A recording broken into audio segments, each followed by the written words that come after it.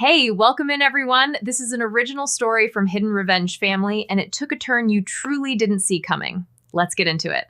The first thing people notice about my family is the house. It sits on a hill outside DC, all glass steel and money that doesn't ask questions. My father calls it earned. Everyone else just calls it General Vance's place. That night was one of his usual weekend gatherings. Officers, contractors, a few political names mixed in just enough to make it look casual. Expensive wine, loud laughter, conversations that sound relaxed, but never are. I stayed where I always stay, off to the side near the edge of the room where the lighting is worse and people don't feel the need to perform. I had my laptop on the table in front of me. Matte black, thick, no logo, no brand, no aesthetic appeal whatsoever. It looked like something pulled out of a storage closet from 2008. That's usually enough to make people ignore it. Which is exactly the point. I wasn't there for the party. I was running a controlled test, offline environment, temporary bypass enabled, so I could execute a local simulation without routing through secured channels. It was supposed to be quick, quiet, invisible. I kept my eyes on the screen, scanning logs, checking response timing, making sure nothing drifted outside expected parameters. Across the room, my sister was having a very different night. Harper doesn't do quiet. She was pacing back and forth with her MacBook, complaining loudly enough for 3 different conversations to stop and listen. Something about her vlog, something about 2 hours of 4K footage, and why does storage even fill up this fast? She wasn't talking to anyone in particular. She just needed an audience. I swear this is insane, she said, flipping her hair back. I literally just cleared space last week. Someone laughed. Someone else nodded like this was a real problem. I didn't look up. I didn't need to. I already knew where this was going. Harper has a pattern. When something doesn't work, she doesn't fix it. She looks for something else to overwrite. A few minutes later, my phone vibrated. Unknown number, internal routing tag. I recognized the format immediately. I closed the active window, locked the session into standby, and picked up the phone as I stood. I need to take this, I said to no one in particular. No one cared. That was normal. I stepped out onto the side balcony. The music faded behind me as the door slid shut. The air was colder outside, quieter. Clean, I answered. Blair, short call, technical confirmation, nothing unexpected. I gave them what they needed, told them I'd finalize the local run within the hour, and ended it. Total time under 2 minutes. When I walked back in, the first thing I noticed wasn't the noise. It wasn't the crowd, it was my chair. Someone had moved it slightly, just a few inches. Most people wouldn't notice. I did. Then I saw Harper. She was sitting exactly where I had been. One leg crossed over the other, casually filing her nails like she owned the space. My cable was plugged into her MacBook. My laptop was open in front of her. No urgency, no hesitation, just complete comfort. I didn't say anything yet. I walked up slowly and looked at the screen. Black background, a command window still open, and in the center of it, flashing in red, local decryption key lost. My eyes didn't move from the screen. Relax, Harper said, not even looking at me. She blew lightly on her nails, inspecting the shape. I cleaned up some of your junk files. I stayed quiet. She finally glanced up, smirking. Seriously, what even is this thing, she said, tapping the edge of the laptop. It's thick, it's ugly, and it was full of random encrypted garbage. She leaned back like she'd done me a favor. So I deleted it, she added. I needed the space. My video actually matters. I looked at the storage panel. Empty. Every directory that mattered gone from local access. The test environment I had been running wasn't just a simulation. It was a live mirror tied to a secure system that required a local key for activation. That key was generated on this machine. Not stored anywhere else. Not backed up. Not recoverable through standard channels. And now it was gone. I reached forward and touched the trackpad. No response. The system had already locked itself into containment mode. Harper kept talking. You're welcome, by the way, she said. I mean, if you're going to keep useless stuff, at least don't leave it lying around where people actually need the space. I didn't look at her. I was reading the last system line before shutdown. Timestamp, command execution, file path. User input confirmed. Delete request processed. She had selected everything. Not one folder, not a few files. Everything. I closed the laptop slowly. No sudden movements. No reaction. That's the part people always get wrong. They expect a scene. I don't do scenes. Next time, Harper said, already turning back to her screen, maybe use something normal like everyone else. I picked up the laptop and slid it into my bag. The room kept moving like nothing had changed. Glasses clinked. Someone laughed too loud. My father was in the center of it, telling a story that made him sound better than he is. No one noticed what just happened. Harper thought she had just cleared space for a video. She didn't know she had just erased the only local key tied to a $2 billion defense system. She didn't know that system would interpret that deletion as a hostile breach. And she definitely didn't know that somewhere in a room she would never be allowed to enter. Alarms were already starting to go off. I adjusted the strap on my bag and turned toward the exit. Right before I reached the door, I paused for half a second. Not because I was unsure, because I knew exactly what this meant. Then I kept walking. Before I step out, let me ask you something. Have you ever been in a room where you knew exactly how dangerous someone's mistake was, but you also knew no one would believe you if you said it out loud? Tell me in the comments. I kept walking. The music behind me didn't stop. No one called my name. No one noticed I had just picked up a problem that was about to outgrow that entire house. I was halfway down the hallway when my father's voice cut through everything. Blair. I stopped. Not because I wanted to, because ignoring him would create a bigger problem than dealing with him. I turned. General Vance stood a few steps behind me, posture straight, expression already annoyed. He didn't ask what happened. He never does. He assumes. "What did you do to your sister?" he said. I held his gaze. Nothing. He exhaled sharply like I'd just confirmed his worst assumption. "She's upset," he said. "Crying in the other room over a stupid computer issue? You couldn't just let her use it." There it was, the version of reality he preferred.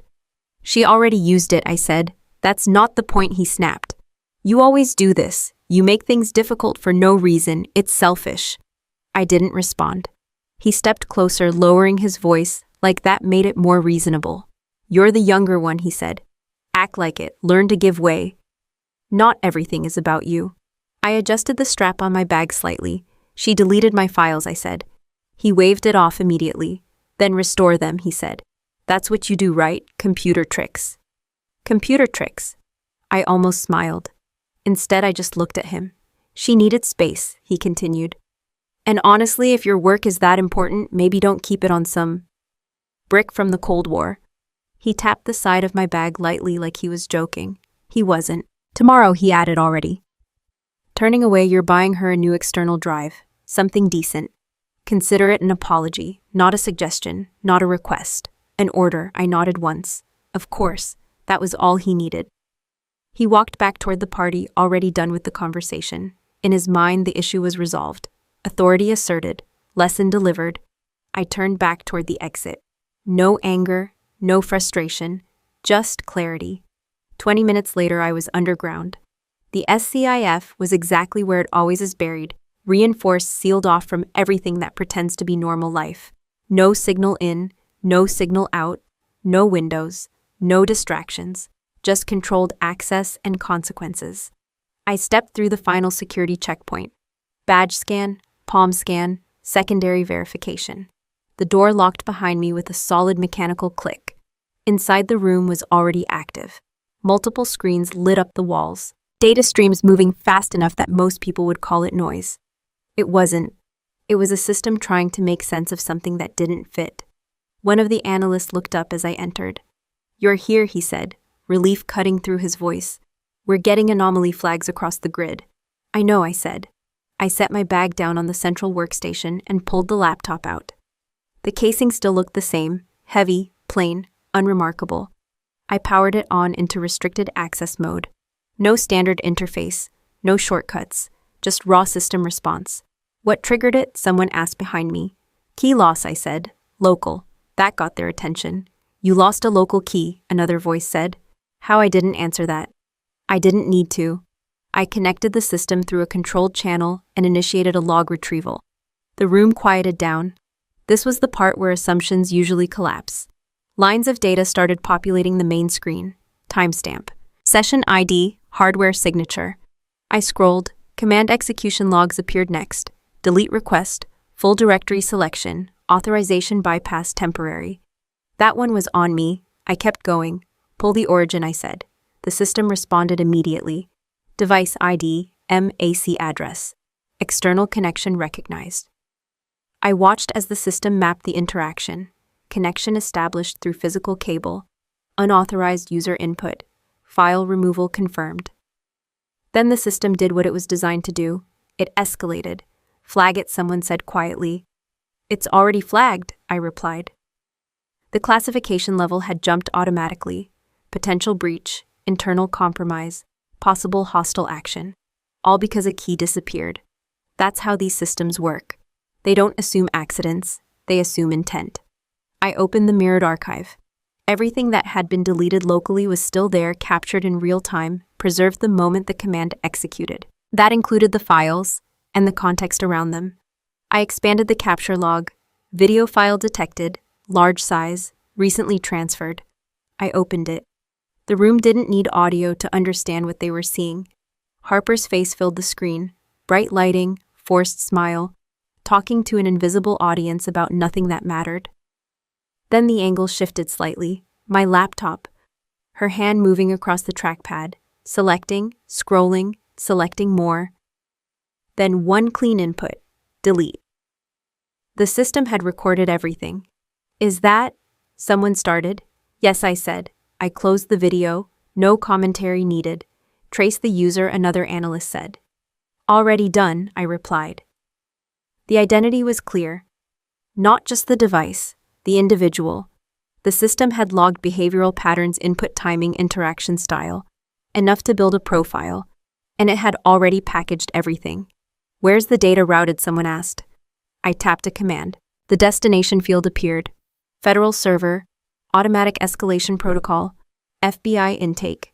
No delay, no approval required. It had already been sent. That's the part people don't understand about high-level systems. Once certain thresholds are crossed, no one gets to handle it quietly, not even generals. One of the senior officers in the room leaned closer to the screen. This is going to trigger a full response, he said. It already has, I answered.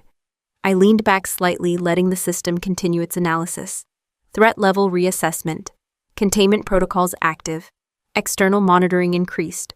All from one input that someone thought was cleaning up storage. Behind me, someone let out a slow breath. So what are we calling this? He asked. I didn't hesitate. Unauthorized access resulting in critical system compromise, I said. Pending investigation for intent. That's the language that matters. Not mistake. Not accident. Not she didn't know. Intent gets decided later. Impact comes first. I closed the final log window and secured the session. For a moment, the room stayed quiet. Not because they didn't have more questions, because they already understood the answer. This wasn't small, and it wasn't going away. I picked up my bag again. Where are you going? Someone asked. Home, I said. That wasn't entirely true, but it was close enough. As I walked toward the exit, I could already feel the shift happening. Not in that room. In the chain of command that was about to light up. Reports would move, names would surface. Decisions would get made by people who don't ask for permission. My father thought he had just taught me a lesson about obedience. He thought this was about respect, about hierarchy, about knowing my place. He had no idea what he had just stepped into. Because the next lesson this family was about to learn wouldn't come from him. It would come from a system that doesn't care about last names. I set my bag down on the kitchen counter and didn't turn on the lights. The apartment stayed dark except for the city glow coming through the window. I like it that way. Less distraction, fewer things pretending to matter. I pulled the laptop out and placed it on the table. Still locked, still quiet. Still very much not the problem anymore. The system had already moved past me. I didn't rush anything. I changed clothes, washed my hands, poured a glass of water. Routine matters. It keeps your decisions clean. Then I sat down and opened a secure terminal. Not the same network as the SCIF, not even close. This one was mine. Segmented, controlled, built for one purpose, visibility without exposure. I typed in a short command. A list of live monitoring nodes appeared. One of them was labeled with a familiar address, my father's house. I selected it. Audio feed came online first. Low background noise, movement, someone pacing, then a voice. Sterling, say that again, he said sharper than usual. There was a pause. The other side of the call wasn't routed through my system, but I didn't need it. His responses were enough. "No, that's not possible," he said. "There has to be a mistake." Another pause. I leaned back slightly. His breathing changed. Faster. Tighter. "What do you mean suspended?" he snapped. "I have clearance. I have oversight on that system." I watched the waveform spike as his voice rose. "No, listen to me," he said. "There's nothing wrong on my end. If something flagged, it's a glitch." Silence. Then the shift. The moment someone realizes they're not in control anymore. "Yes, sir," he said, quieter now. "Understood." The call ended. For a few seconds, there was nothing. Then I heard something hit a surface. Hard. A chair scraped across the floor. "Harper," he called out. Footsteps, fast, confident, annoyed. What she said. "I'm editing. You need to come here, now." There was a pause. Then slower footsteps. "What is it?" she asked, irritation still in her voice. "They just suspended my entire system," he said. That got her attention. "What do you mean suspended?" "I mean locked out," he said. "Access revoked. Ongoing investigation." There was a beat of silence. Then she laughed. Not because it was funny, because she didn't understand it yet. "Okay, so call someone," she said. "It's probably just a system error." "It's not a system error," he snapped. They used the words security breach. Harper, that word landed.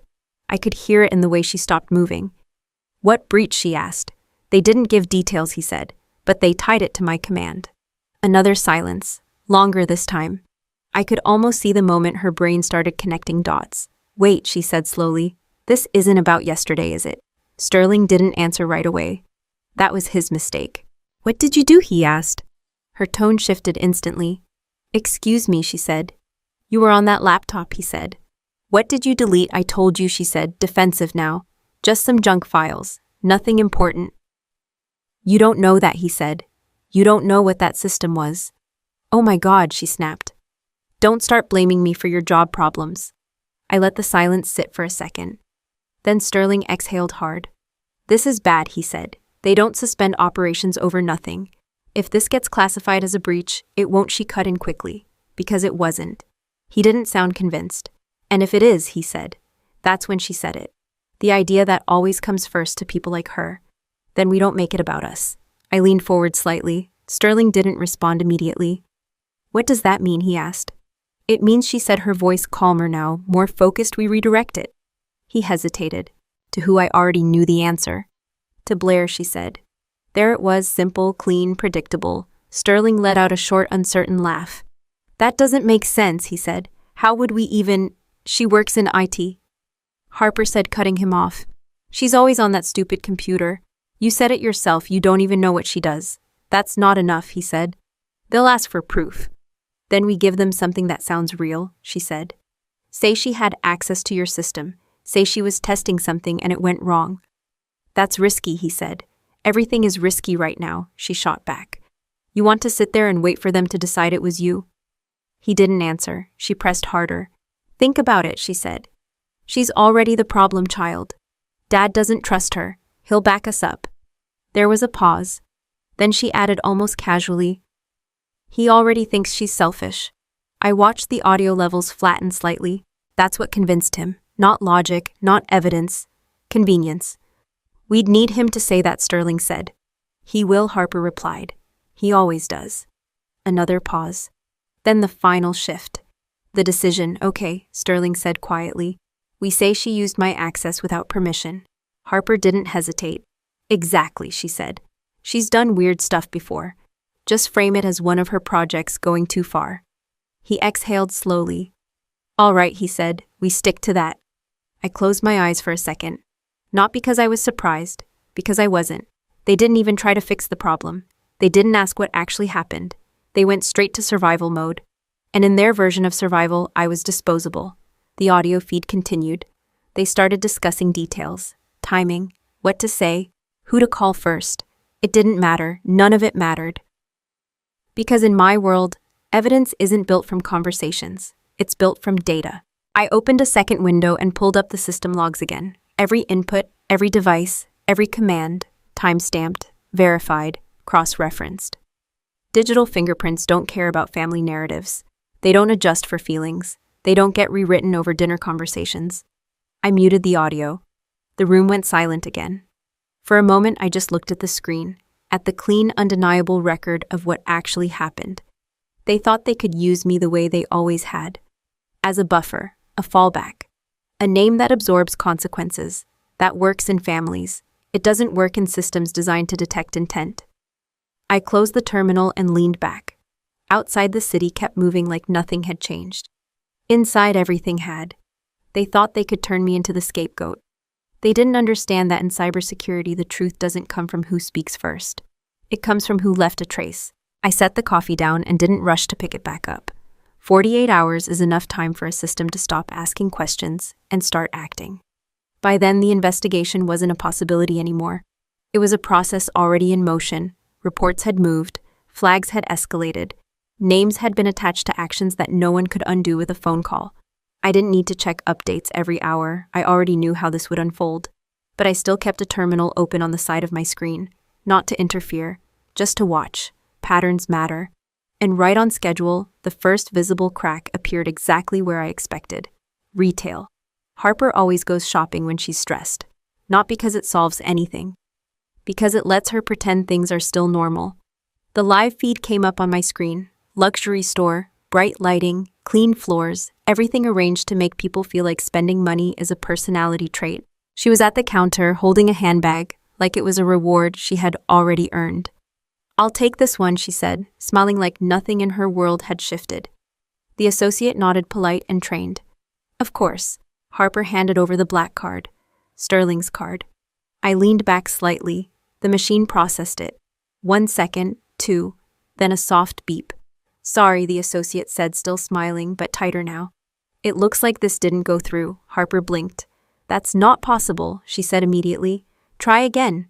The associate did. Same result. Another soft beep. The smile faded a little more. "Do you have another form of payment?" the associate asked. Harper let out a short laugh. "No," she said. "You just need to run it again. Third attempt. Declined." Now people were starting to look. Harper's expression changed. Not panic yet, just irritation. "Fine," she said, already pulling out her phone. "I'll call the bank." I watched as she stepped to the side, lowering her voice just enough to pretend this wasn't happening in public. She dialed. Automated system picked up. "Please hold while we access your account." She tapped her foot, fast, impatient. A few seconds passed. Then the voice came back, flat, neutral, uninterested in her tone. "We are unable to process this request." Harper frowned. "What do you mean, unable?" she said. "I just need you to authorize a transaction." A pause. Then the line that changed everything. "This account has been frozen under federal authority in accordance with the Espionage Act. For further information, please contact your legal representative." Silence. Real silence this time. Not confusion, not annoyance. The kind of silence that happens when reality doesn't match the story in your head. What Harper said. The system didn't repeat itself. It disconnected. She stood there, still holding the phone, like if she didn't move, the last sentence wouldn't be real. Then everything hit at once. "This is ridiculous," she said louder now. "There has to be a mistake." The associate didn't respond. They never do in situations like that. Harper grabbed the bag off the counter like it was already hers. "It's fine," she said quickly. "I'll come back later." She walked out fast. Too fast. I closed that feed. I didn't need to watch the rest. At the exact same time across town, Sterling was learning the same lesson in a very different way. I pulled up the base access log. His ID had already been flagged, restricted, under review, then fully suspended. The camera feed showed him walking up to the checkpoint like any normal day, badge in hand, confidence still intact. He scanned the card. Red light. He frowned. Tried again. Red light. An MP stepped forward. "Sir, I'm going to need you to step aside." Sterling stiffened. "There's an error," he said. "Run it again." The MP didn't argue. He took the card, scanned it himself. Same result. He looked back at Sterling. "Your access has been revoked, sir." That's when Sterling's posture changed. Not dramatically, just enough. "That's not possible," he said. "I have active clearance." "Not anymore," the MP replied. 2 more MPs approached. "Standard procedure, controlled, calm, final. Sir, we're going to need your CAC," one of them said. Sterling didn't move right away. You don't understand, he said. There's been a mistake. The MP didn't respond. He just held out his hand. Sterling handed over the card. Then came the next part. Your sidearm, sir. That one hit harder. There's something about taking a weapon from someone in uniform that changes everything. It's not just about security, it's about status, authority, identity. Sterling hesitated, then slowly unholstered it and passed it over. No one raised their voice. No one needed to. The message was clear. You're not in control anymore. I watched as he stepped back empty-handed. Then I closed that feed too. A few seconds later, my phone rang. I didn't need to check the screen. I already knew. I picked it up. Blair, fix it. No greeting, no context, just the order. General Vance. I'm sorry, I said calm. Your sister just called me, he said.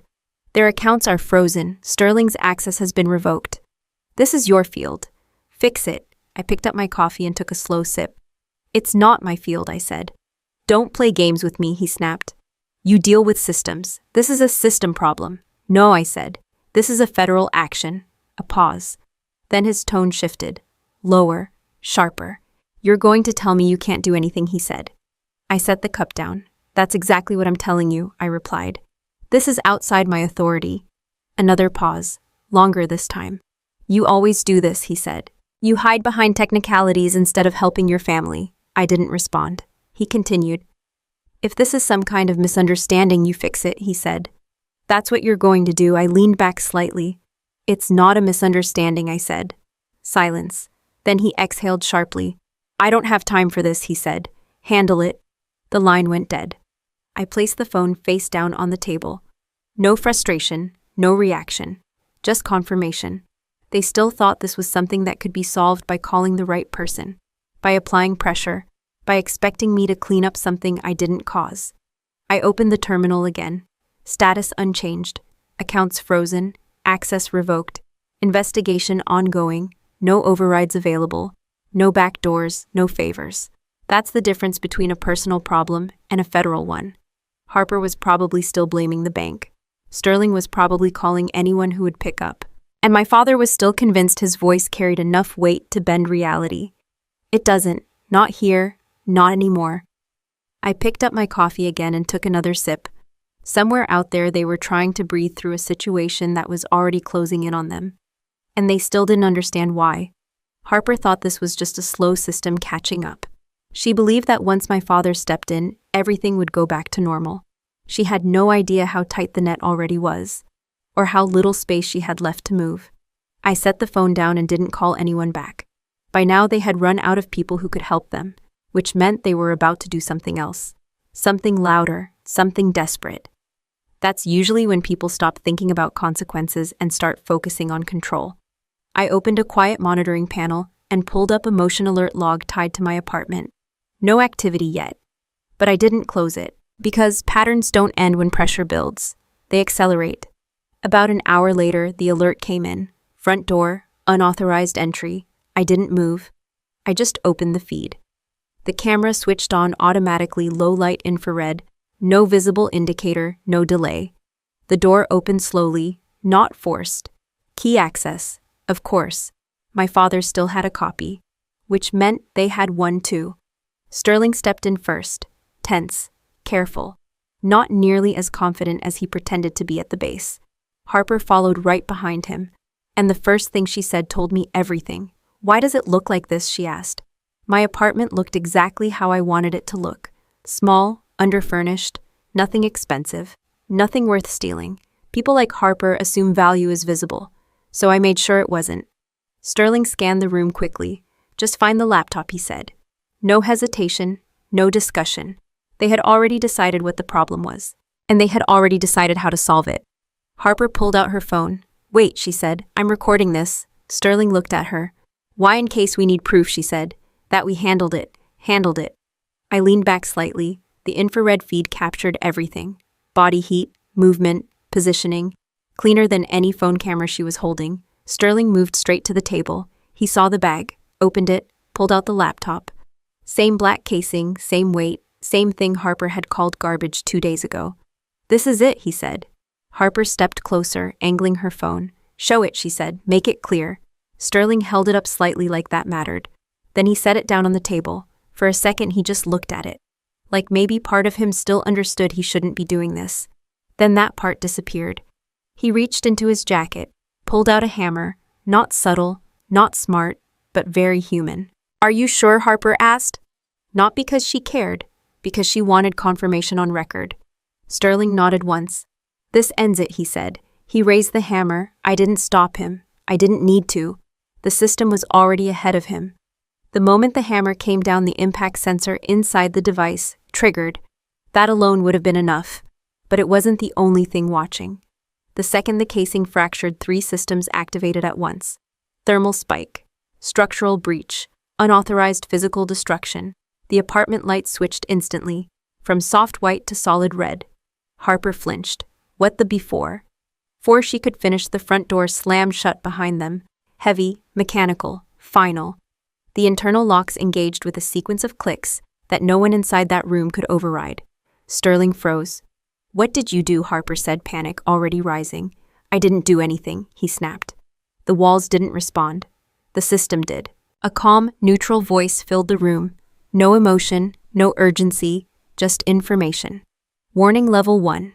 Government asset destruction detected." Harper's phone shook in her hand. "What is this?" she said. Sterling stepped back from the table. "This is some kind of security system," he said. No, it was more than that. Extraction team has been deployed. That's when it hit them. Not all at once, but enough. "This isn't just her computer." Harper said, her voice breaking slightly. Sterling didn't answer. He was looking at the door, at the locks, at the fact that none of this was responding to him. "Turn it off," Harper said quickly. "Just turn it off." He walked to the wall panel, tried the controls, nothing. No access, no override. The system didn't recognize him, which meant he didn't exist to it. "I can't," he said. Harper started pacing. "This is insane," she said. "It's just a laptop." No, it wasn't, and now she was starting to feel the difference. I watched from my screen as the system continued logging everything. Time, location, actions, video capture, audio capture, biometric signatures. The hammer strike wasn't just recorded, it was verified, cross-referenced, stored. Sterling ran a hand through his hair. "We need to get out," he said. "There's no way out," Harper replied, looking at the door like it might open if she stared hard enough. She turned back to him. "Call someone," she said. He didn't move. Because for the first time, he understood something she didn't. This wasn't a situation you call your way out of. This was a situation that had already called someone else. I opened a secondary window. External response feed. Vehicles en route. Unmarked. Fast. No sirens. No warnings. That's how real responses look. Not loud. Just efficient. Back in the apartment, Harper's voice was rising. "This is her fault," she said. "She set this up." Sterling didn't argue. Because at this point, blame didn't matter. Timeline did. And they were already behind it. I muted the audio. I didn't need to hear the rest. I already knew what they were going to say. The same thing people always say when control disappears. "This isn't fair. This isn't right. This wasn't supposed to happen." I looked at the broken laptop on the screen. Casing cracked. Internal components exposed. Exactly what Sterling thought would solve the problem. A clean break. Physical destruction. End of evidence. That works in movies, not in systems designed to assume you'll try exactly that. Because the moment he raised that hammer, the device stopped being a computer. It became a recorder. A sealed record of intent, of action, of consequence. They thought they had just destroyed the source. What they actually did was confirm the case. I closed the feed and leaned back. No urgency, no reaction, just completion. They believed a hammer could erase what they had done. They didn't understand that the only thing they had just destroyed was their last chance to pretend it wasn't real. I adjusted the cuff on my sleeve and stepped out of the car without looking back. The building was already lit up. Not just bright controlled. Security layers hidden behind polished surfaces, metal detectors disguised as Daker people, smiling like nothing in that room had consequences. The National Security Gala always looks like that. Clean, elegant, important, and completely disconnected from the damage it's built to prevent. I walked toward the entrance at a normal pace. No rush, no hesitation. Inside the room was already full. Uniforms, formal wear, People who knew exactly how to stand, how to speak, how to pretend. I didn't need to scan for threats. I scanned for noise, and I found it immediately. Harper. She stood near the center of a small circle of women, one hand holding a champagne glass, the other dabbing lightly at the corner of her eye, like she was trying not to cry too much. She was dressed perfectly. Of course she was. Everything about her was calibrated to look like she belonged there. I don't even know what happened, she was saying. Her voice soft, but just loud enough. She's always been unstable. The word hung in the air, carefully chosen. I tried to help her. Harper continued. I really did, but she twists things. She makes everything into something bigger. One of the women leaned closer. Your sister, she asked. Harper nodded, lowering her eyes. She works with computers, she said. Always has. She gets obsessive, paranoid. And now she's dragging us into some kind of investigation. That was the story. Simple, clean, easy to repeat. Blame the quiet one. Blame the one who doesn't defend herself. Blame the one who doesn't need attention to exist. I kept walking. No one stopped me at the door. No one asked questions, because I wasn't wearing what they expected. No oversized sweater, no neutral tones, no attempt to disappear. Black dress, sharp lines, minimal detail. And on my shoulder, clear visible and impossible to ignore, a security badge that most people in that room would never qualify for. I didn't head toward Harper. I let her see me first. It took about 3 seconds. Her voice stopped mid-sentence. The women around her turned slightly, and then everything shifted. Not loudly, just enough. She straightened up immediately, adjusting her posture like that could reset the situation. What is she doing here? She said quietly. But not quiet enough. I kept walking. That's when my father stepped in. He moved fast, intercepted me halfway across the room like this was still his space to control. What are you doing here? He said under his breath. Not a greeting, not a question, a warning. I was invited, I said. He glanced at my badge, his jaw tightened. That doesn't mean you belong here tonight, he said. You've already caused enough problems. I didn't respond. He stepped closer. You need to leave, he said. Now. There it was again, the same assumption, that he could still manage outcomes by controlling access. General, I said calmly. You might want to reconsider that. He didn't like that tone. I could see it immediately. But before he could respond, someone walked past him, didn't stop, didn't acknowledge him, didn't even slow down. That doesn't happen to my father. Not in rooms like this. The Secretary of Defense doesn't adjust his path for anyone, except when he chooses to. And tonight he chose to walk straight toward me. My father turned slightly confused for half a second. Then he stepped aside, not because he wanted to, because he had to. The secretary stopped in front of me, close enough that the people around us went completely silent. He didn't look at my father. He didn't look at Harper. He looked at me. And then he reached out.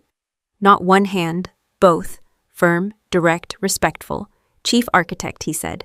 The system has been fully restored. His voice carried. Not loud, just clear enough that it didn't need volume. Your response was precise, he continued. And timely. I held his handshake. Thank you, sir, I said. He nodded once, then added just slightly louder. And thank you for identifying the individuals responsible for compromising a $2 billion defense contract. That was the moment. No announcement, no spotlight, just a sentence that changed everything in the room. Behind me I heard it. Glass hitting marble, sharp, loud enough to cut through everything. I didn't turn right away. I didn't need to. I already knew. Harper's champagne glass had slipped out of her hand, or maybe she dropped it. It doesn't matter, the result was the same. Silence spread outward from that sound. People weren't just listening anymore. They were recalculating. The secretary released my hand. We'll be proceeding with the next phase, he said. Your presence will be required. Understood, I replied. He gave a short nod, then moved on. Just like that. No lingering, no explanation, because none was needed. I finally turned. Harper was staring at me. Not angry, not defensive, just processing. For the first time in her life, she didn't have a version of reality ready. The women around her had stepped back slightly, not dramatically, just enough to create distance. Sterling stood a few feet behind her, face tight, posture stiff. He understood faster than she did. He always does. My father didn't say anything. That was new. He was still standing where he had tried to stop me, but now he wasn't blocking anything. He was just there. I walked past him, not close enough to touch, not far enough to ignore, just enough. Harper's eyes followed me, every step, every movement. She wasn't crying anymore. She wasn't performing. She was trying to understand how the story flipped without her permission. And that's the part she never learned. Stories don't flip, they get exposed. I stopped for a second near the edge of the room, not for them, for myself, then I picked up a glass from a passing tray. Didn't drink it, just held it. Across the room, Harper finally looked down at the broken glass near her feet, like she had just realized what she dropped. Not the drink, the control. She thought she deleted something useless, something she could replace, something that didn't matter. Now she was standing in a room full of people who understood exactly how much it mattered, and exactly what it cost. She finally understood. Not emotionally, not morally, just structurally. That what she called junk was worth more than anything she had ever touched, and that it was never hers to erase. I set the glass back on the tray and didn't drink from it. There was no reason to. Everything I needed was already in motion. The room hadn't recovered yet. Conversations were still low, careful, like people were waiting to see if what just happened was real or just one of those moments everyone pretends not to notice. I didn't give them time to settle. I turned and walked straight toward the stage. No announcement, no permission, just movement. A few heads turned, then more. By the time I reached the steps, the room was already watching. Not because they understood what I was about to do, because they could tell something was about to happen. I stepped up onto the platform.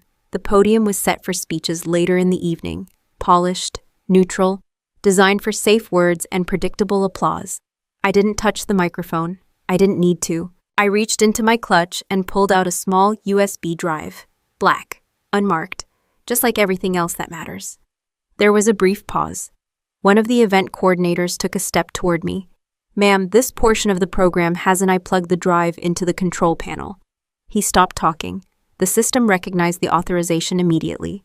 Override accepted. Display rerouted. The main screen behind me flickered once, then came on. At first it was just a paused frame, bright lighting, a familiar face. Harper, mid-sentence, smiling at her own reflection. A few people in the audience shifted slightly, confusion, recognition. Then the video started. Her voice filled the room, cheerful, light, completely disconnected from reality. "Hey guys, so today I'm finally organizing my files because," she laughed at her own joke. The room stayed quiet. On screen, she turned the camera slightly. My laptop came into view, same angle, same moment. I didn't say anything. I let it play. Her hand moved across the trackpad, scrolling, selecting, dragging over entire directories she didn't understand. Someone in the audience leaned forward. Another person stopped moving entirely. Then the moment came, her voice casual and careless. "This is all just encrypted junk anyway. Click, delete." The screen behind me didn't cut away. It didn't soften the moment. It didn't explain anything. It just showed it. Exactly as it happened. No edits, no narration, just action. The room didn't react out loud, but the silence changed. It got heavier, more focused. Because now they weren't guessing anymore. They were watching. The video ended. No transition, no fade. The screen went black for half a second, then switched. Infrared, grainy, colorless, precise. My apartment. Sterling stepped into frame. Harper right behind him, same positions I had already seen. Now so did everyone else. The angle showed everything. The bag, the laptop. The way he opened it like it belonged to him. The way she lifted her phone and started recording. A few people in the audience shifted again. Not out of confusion this time. Out of recognition. They knew what they were looking at. Sterling reached into his jacket, pulled out the hammer. Even from a distance you could feel the change. The room wasn't just quiet anymore. It was locked in. He raised the hammer. There was a split second where he hesitated. Then impact. The sound didn't carry from the video, but no one needed it. They saw it, the follow-through, the second strike. The way Harper leaned closer, making sure her phone captured everything, documenting it. Like it was proof of something good. The screen froze on that frame. Hammer mid-air. Device broken open, intent clear. No explanation required. For a few seconds, nothing moved. Then it started. Not from the audience. From him. Sterling took a step back. Then another, like distance could separate him from what everyone had just seen. "This isn't," he started. His voice cracked slightly. He tried again.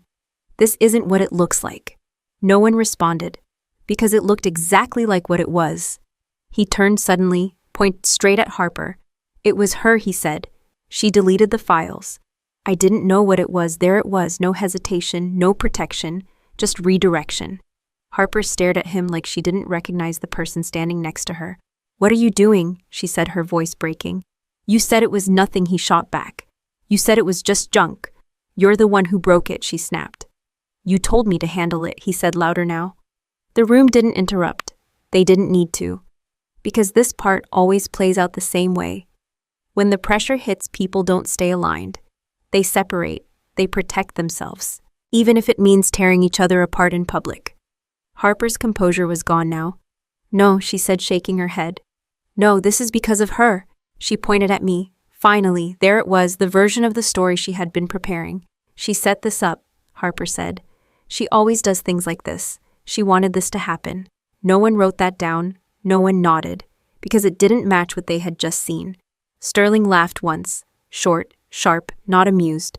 "Stop," he said. "Just stop." He stepped away from her, physically, like proximity was now a liability. "I didn't know," he repeated. "I didn't know what that system was." That part was true. It just didn't help him. Harper looked around the room, at the people who had been listening to her earlier, at the women who had nodded when she said I was unstable. None of them moved. None of them spoke. Distance. That's how judgment shows up in rooms like this. Not loud, just absence. I stepped away from the control panel, didn't look at them, didn't address the room. Everything that needed to be said was already on the screen. This was never about arguing. It was about showing. Because once people see it for themselves, they don't forget. And they don't need help deciding what it means. Behind me, their voices kept going. Quieter now, more controlled, more desperate. It didn't matter. The version of them they had built in that room was already gone. All that was left was what they did when they thought no one important was watching. And now everyone was. When the image of perfection breaks, it doesn't fall clean, it fractures. And the pieces don't stay together. They turn sharp. They turn against each other. And suddenly the same family that once stood together becomes the easiest place to assign blame. I stepped away from the stage and didn't look back at the screen. I didn't need to. The room had already shifted from curiosity to conclusion. No one was whispering anymore. No one was guessing. They had seen enough to stop pretending this was a misunderstanding. And right on time, the next part began. It didn't come in loud. No shouting, no running, no dramatic entrance, just movement. From every side of the room, men and women in dark suits stepped forward at the same pace. Not rushed, not hesitant. Coordinated. FBI. NCIS. You can always tell the difference between security meant to look impressive and security meant to end something. This was the second kind. The conversations around the room stopped one by one, not because someone told them to, because everyone understood what was about to happen. Sterling saw them first. Of course he did. He had training, experience, enough awareness to recognize the pattern. His posture changed instantly, shoulders tighter, breathing controlled. Too late. 2 agents reached him before he could say anything else. "Major Sterling," one of them said calmly, "you need to come with us." Sterling didn't move. "There's been a mistake," he said, quieter now. "Not for the room, for them." The agent didn't respond to that. He simply took Sterling's wrist. Firm, professional, final. The second agent secured the other hand. The sound of the cuffs clicking shut was louder than anything that had been said all night. Not because of volume, because of meaning. Sterling didn't fight. He knew better, but his eyes moved, quick, calculating, looking for an exit that wasn't there. "Sir, you have the right to remain silent." The words continued steady, practiced. Sterling stopped listening halfway through, because there was nothing left to negotiate. A few feet away, Harper hadn't processed it yet. She was still standing there, looking between him and the agents, like this was still something that could be interrupted. "What are you doing?" she said. "You can't just." That's when 2 more agents stepped toward her. She froze. No, she said immediately, stepping back. No, this isn't happening. One of the agents spoke. Ma'am, we need you to come with us. Her composure broke instantly. This is insane, she said louder now. This is a mistake, she turned sharply, looking for someone to fix it. Someone with authority, someone who could override what was happening. She found him, Dad. Her voice cut through the room, raw, uncontrolled. She moved fast, heels slipping slightly against the polished floor as she crossed the distance. She grabbed onto General Vance like he was still the center of control. Do something, she said. Tell them to stop. This is your event. He didn't respond because he wasn't free to.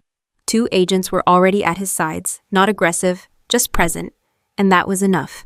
This is a misunderstanding, he said, trying to regain control through tone alone. You need to coordinate through proper channels, the agent on his right spoke without raising his voice. General Vance, you are being detained pending investigation for obstruction and interference with a federal case. That was the moment, not when Harper panicked. Not when Sterling got cuffed, when he realized his rank didn't apply anymore. His posture shifted slightly. Not collapse, but close. You're making a mistake, he said. The agent didn't argue. They never do.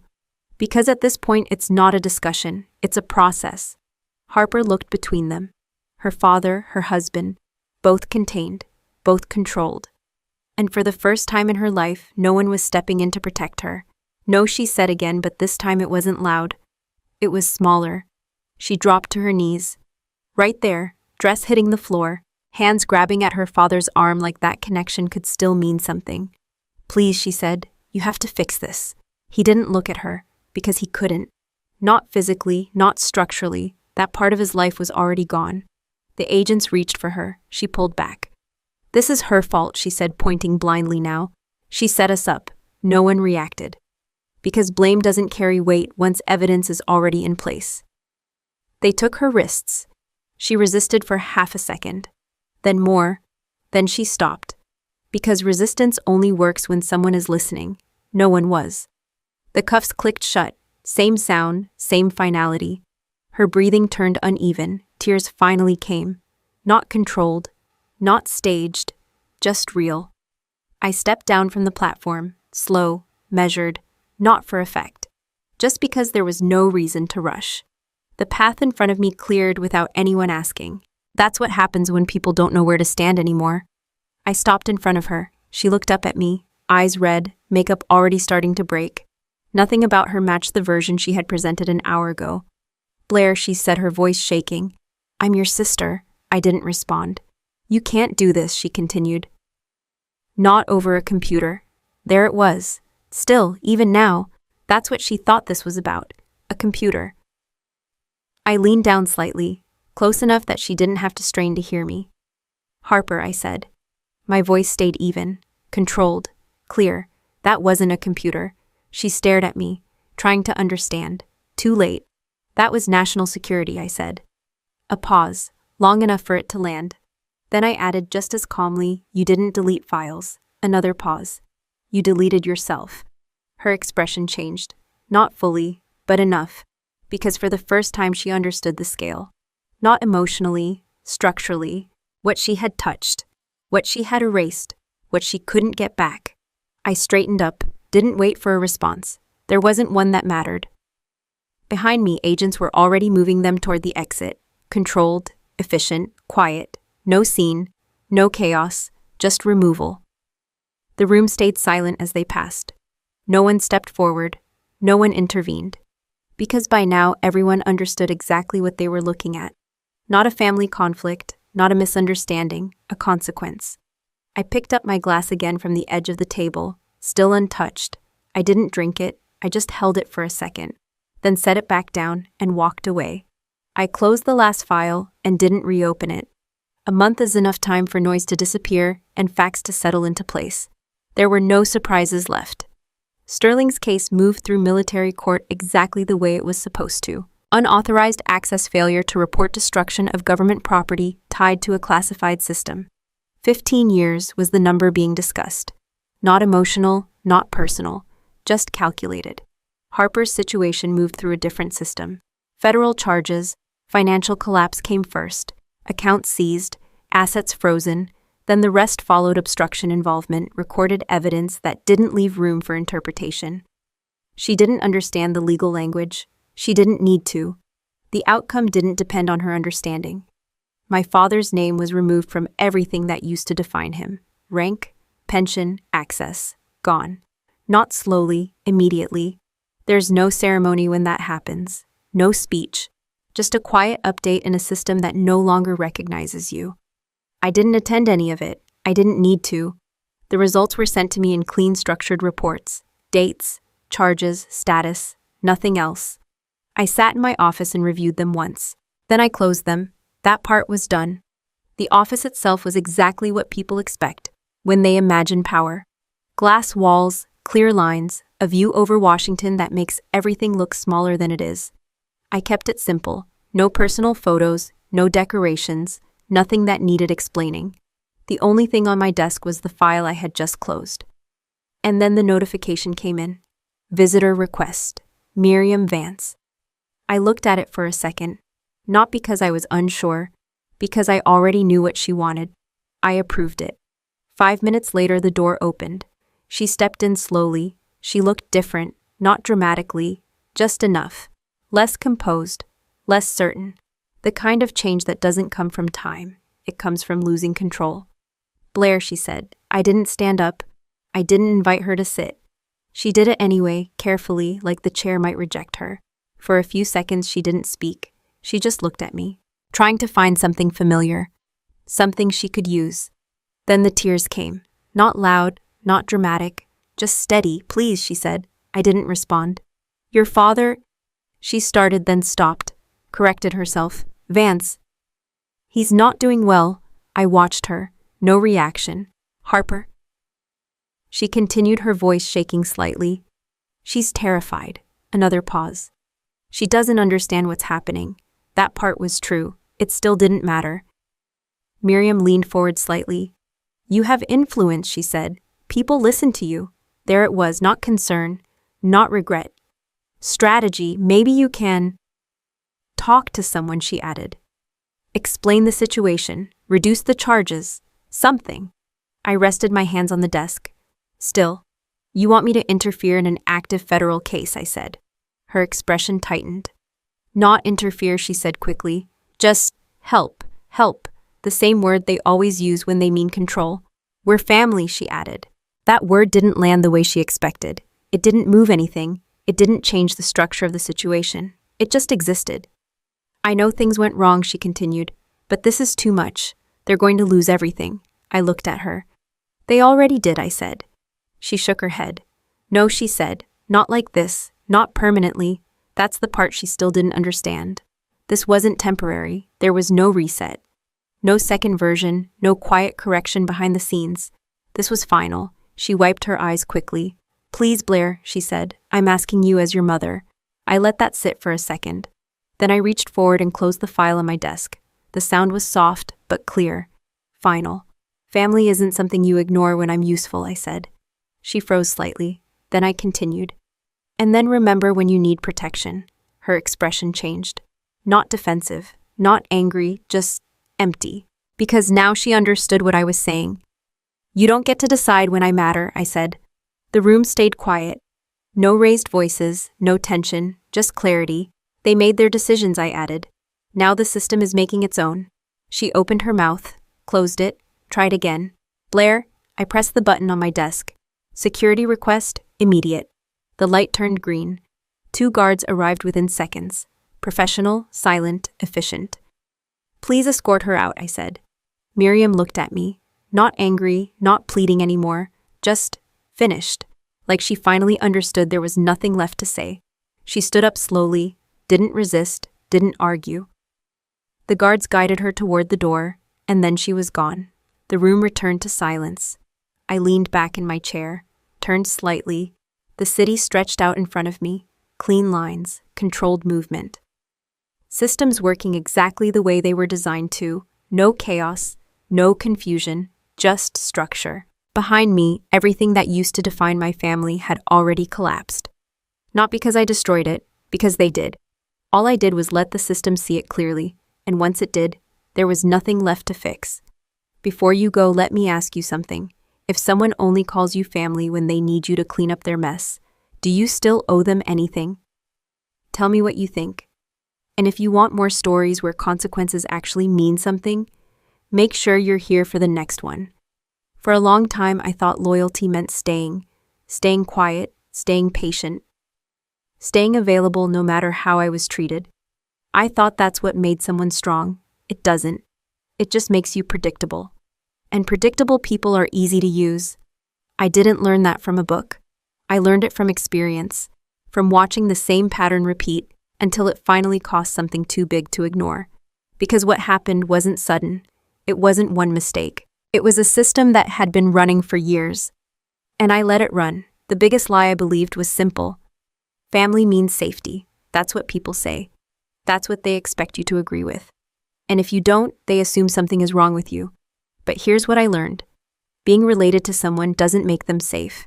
It doesn't make them fair. And it definitely doesn't make them accountable. In my case, family meant something very specific. It meant my sister could do whatever she wanted and call it normal. It meant my father could decide I was wrong before I spoke. It meant I was expected to absorb problems I didn't create. And if I didn't, then I was the problem. That wasn't love. That was structure. And I stayed inside it because I thought leaving would make me the bad person. That's how these systems work. They don't trap you physically, they trap you with identity. Looking back, none of it was new. That's the part people miss. They focus on the final event, the big moment, the obvious betrayal. But the truth is, those moments don't come out of nowhere. They come from patterns. Harper didn't suddenly start disrespecting me. She had been doing it for years, just smaller, more acceptable. My father didn't suddenly take her side. He had always done that, just in ways that didn't look serious enough to challenge. And me, I didn't suddenly become the scapegoat. I had been one for a long time. I just kept adjusting to it, explaining it, minimizing it, telling myself it wasn't that bad. That's how patterns survive. Not because they're hidden, because they're tolerated. If something keeps happening, it's not a mistake. It's a design. People like to think intelligence protects you. It doesn't. In fact, it can make things worse. Because when you're used to solving problems, you start believing everything can be fixed. You explain behavior. You rationalize it. You give people more chances than they deserve because you think eventually they'll understand. They don't. Because they're not confused. They're consistent. And consistency doesn't change just because you want it to. I stayed longer than I should have because I believed effort would shift the outcome. It didn't. All it did was make me easier to rely on, not to respect, to use. That's the difference. The moment everything became clear wasn't when the files were deleted. It wasn't when the system locked. It wasn't even when the investigation started. It was when they decided to blame me. That decision didn't come from pressure. It came naturally. Fast, easy, automatic. That's how I knew it wasn't new. It was just the clearest version of something that had always been there. I wasn't a person in that system. I was a solution, a fallback, a name you could attach to a problem to make it go away. And the moment I saw that clearly, something changed. Not emotionally, structurally. I stopped protecting people who were already prepared to sacrifice me. Most people misunderstand what boundaries are. They think it's about confrontation, about saying no louder, about proving a point. It's not. A real boundary is quiet. It's a decision. You stop participating in systems that depend on your silence. You stop fixing problems that aren't yours. You stop explaining yourself to people who benefit from misunderstanding you. And most importantly, you stop offering access, not dramatically, not with announcements, just consistently. That's what I did. I didn't argue. I didn't warn them. I didn't try to change their behavior. I just stepped out of the role they expected me to play. And the system collapsed on its own. Here's the part most people don't want to hear. You don't need to destroy anyone. You don't need revenge. You don't need to expose everything. Most of the time, people are already on a path that leads exactly where they're going. All you have to do is stop interfering. Stop catching them before they fall. Stop absorbing the impact. Stop making their behavior sustainable. Because once you do that, reality takes over. And reality doesn't negotiate. If you're listening to this and something feels familiar, pay attention to that. Not the big events, the small ones, the patterns you've been explaining away. The moments where you knew something wasn't right, but you stayed anyway. Ask yourself a simple question. If nothing changes, where does this end? Because it will end somewhere. It always does. And the longer you wait, the less control you have over how. I'm not telling you to walk away from everyone. I'm telling you to look at what's actually happening. Not what you hope is happening. Not what they say, what they do, repeatedly. And then decide if that's something you want to keep living inside. Because staying doesn't make you loyal. And leaving doesn't make you selfish. Sometimes it just means you finally understood the system you were in and chose not to be part of it anymore. Most people don't lose everything overnight. They lose it slowly, in small decisions, in quiet moments, in things they ignore because they don't look serious enough to matter. That's how it starts, not with betrayal, with tolerance. If you want to protect yourself, you need to start earlier than you think. Not when everything collapses, when things feel slightly off. Because that feeling is usually accurate. You just don't act on it. The first thing you need to learn is how to recognize patterns early. Not big dramatic problems, small repeatable ones. Pay attention if you're always the one apologizing even when you didn't do anything wrong. Pay attention if someone always has a reason for their behavior, but you're not allowed to have one. Pay attention if you get called too sensitive every time you react to something that actually matters. Pay attention if you feel like saying no will cause a bigger problem than just going along with it. Those are not personality differences. Those are control mechanisms. They don't show up once, they repeat. And if they repeat, they're not random, they're intentional. The second mistake people make is explaining too much. They think if they say it clearly enough, calmly enough, logically enough, things will change. They won't. Because the issue isn't understanding, it's benefit. If someone benefits from misunderstanding you, they will keep doing it, no matter how well you explain. You can sit there for hours breaking things down, step by step, thinking clarity will fix it. It doesn't. Because explanation is not protection. You don't protect yourself by being more clear. You protect yourself by being less available. That leads to the next part. Leverage. Most people don't think about this until they need it. By then, it's too late. You need 3 things. First, financial independence. If someone can control your money, they can control your choices. It doesn't matter how strong you think you are. Pressure works, and money is one of the fastest ways to apply it. Second, information control. Stop telling people everything. Not everyone needs to know what you're doing, what you're planning, or what you're thinking. The more someone knows about you, the easier it is to predict you. And predictable people are easier to manage. Third, emotional detachment. This doesn't mean you don't care. It means your decisions aren't controlled by how someone else feels in the moment. If someone can trigger you, they can guide you. And if they can guide you, they can use you. One of the biggest mistakes I see is waiting for the big moment. The obvious betrayal, the clear line that gets crossed. People think that's when they'll act. That's when they'll finally do something. But by then, the system is already built. The damage is already done. You don't wait for proof. You act on patterns. Because patterns are proof. They just don't look dramatic enough to scare you into action. There's another thing most people get wrong. They think they need to win.